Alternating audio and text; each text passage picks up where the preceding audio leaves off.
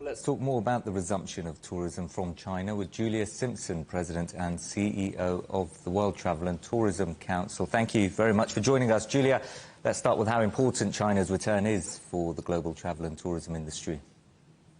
Well, after 3 years of not seeing any Chinese visitors globally, and particularly in Europe and the US, it's such great news that finally Chinese travellers are travelling again. And if I can give you a number to illustrate that, the Chinese are the biggest spenders globally. Spending in 2019, if we look at that as the benchmark year pre-COVID, of $253 billion. That's 15% of all spending to do with travel and tourism. And looking at Europe then, how reliant are hospitality and tourism businesses in this part of the world on visitors from China? Yes, well, it is about that. I mean, if you look at some countries, like you had Athens, great package from Athens there, it can be sort of 5, 6, 7%. It varies a lot. London is very dependent. We have a lot of Chinese visitors, particularly love shopping in London, although terrible rain at the moment, but it's going to pass, so don't worry. So we're really looking forward to getting Chinese visitors back. They're absolutely great. And if you look at the value of travel and tourism to China is its own economy.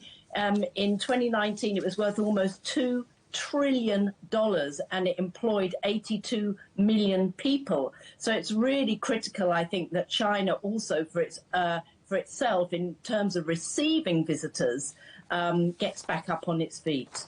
And the recovery from the COVID-19 pandemic has been pretty strong in some parts of the world, Europe, for example, but in others, Asia, East Asia in particular, it hasn't been as strong. Do you think now that the borders have reopened that confidence will quickly return? I think so. We saw Japan open not that long ago.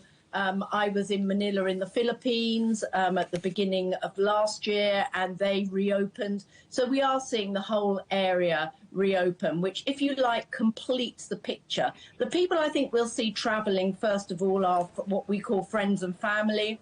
These are people who've been separated for a long time that are just desperate to get on the flight to see their loved ones, or students abroad that haven't been able to travel home. That's the normal pattern that we saw with countries that reopened. Obviously, at the World Travel and Tourism Council, we represent the whole of the private sector in travel and tourism.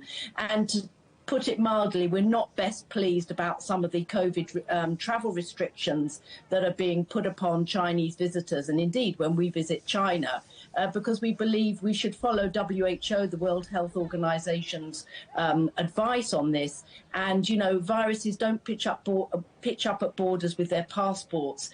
This virus is now completely globally endemic.